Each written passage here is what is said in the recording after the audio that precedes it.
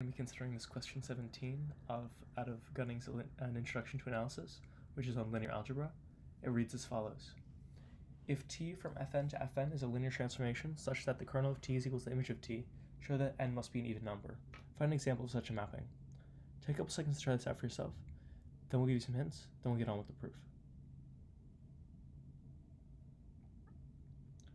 Cool, so for some hints,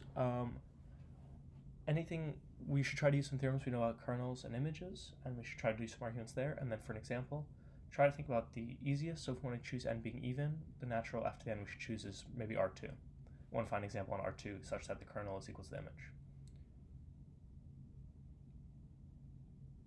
All right, for the proof, it goes as follows. First, the kernel equals image. If the kernel of t is equal to the image of t, then clearly, since they're both linear subspaces, should be an image. Let's make that an I. Image of t. This implies that the dimension or the nullity of t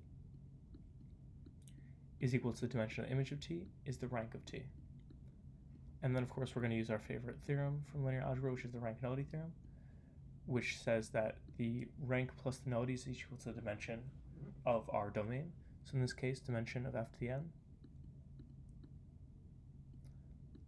and what we're used for d for domain, is equal to n. And that's going to equal to nullity of t plus rank of t. So let's let each of these be, since they're equal, be the k is equal to the nullity of t, k plus k. So it's equal to 2k, and k is of course an integer. So therefore the dimension of the domain n is going to be 2k, or that n is an even number. With that, we're done with that. And to find an example of such a mapping, we're going to consider a mapping that takes R2, sends the y-axis to 0, and sends the x-axis to the y-axis simultaneously. So it sends the y-axis to 0 as it sends the x-axis to y. And you can write this in matrix form as 0, 1, so any x vector will get sent there, and then the y vector, the second basis element, will send to the 0 vector. And this will have the image equal to the kernel, and we're done. Thank you for watching.